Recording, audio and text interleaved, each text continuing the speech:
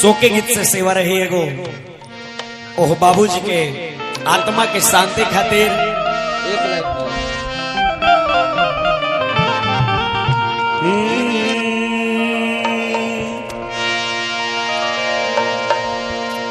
आया है सो जाएगा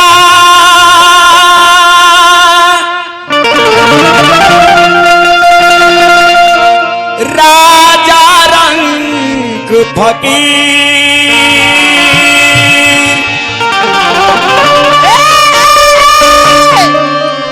कोई सिंहासन चढ़ चले कोई जात बंद जंजीर। देखिए भैया बहुत दिक्कत बा। ये ऐसा समय है इस संसार के नियम है कि जी आई बा ओकरा जाए के पड़ला। ये परिवर्तन है संसार के। ओह बाबूजी के शोक में गीत रहे कि चाहे लाखों जन्म लेके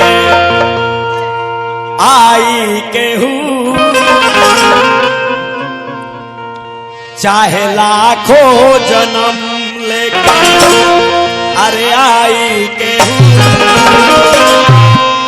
बाकिर बाबूजी के साथ ना बुराई केहू।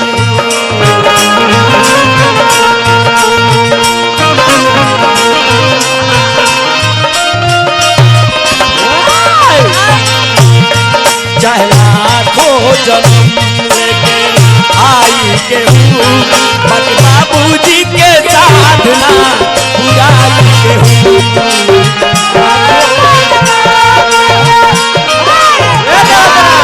क्या बात है हो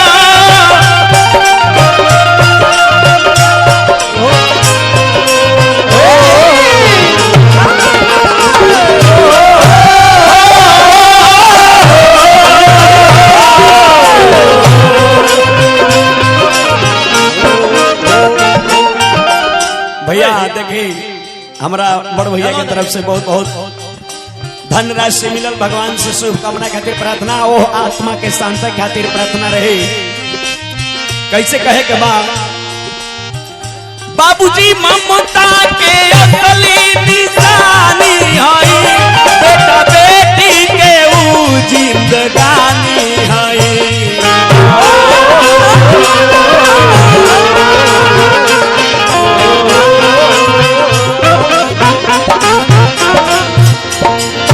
बाबूजी रहनी ए बाग के लगा के चल गई लेकिन याद जरूर रही सब केहू लौकता लेकिन बाबूजी नहीं थी लौकत। ए बाग के लगा के ए दुनिया से भले गईनी लेकिन हमनी के हृदय में वहां के बानी। दलाली ले लिए बाबूजी ममता के असली निशानी हई बेटा बेटी के ऊ जिंदगानी हई।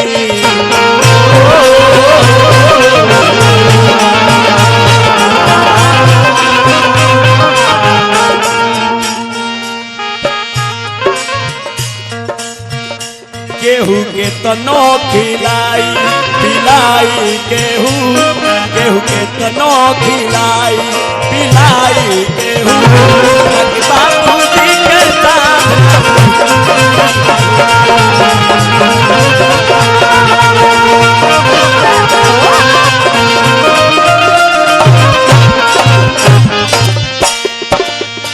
देखे ओ बाबूजी के चलत रहे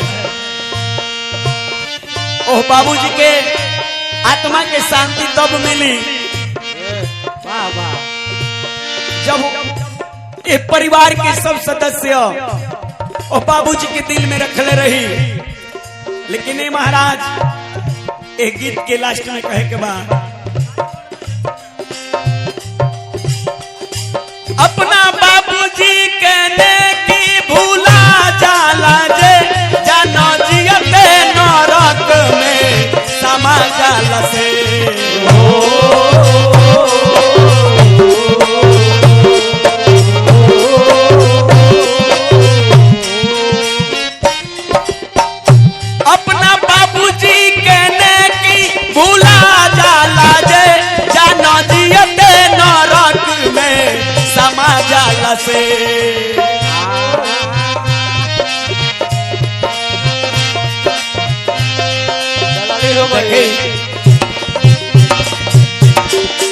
बड़ी सौभाग्य बा हमनी के कि हमनी के गुरु तुल्य श्री अरविंद सिंह अभियंता जी व्यास श्री अजीत हलचल जी के मंच पर आज गावे के मौका मिलल हमनी के।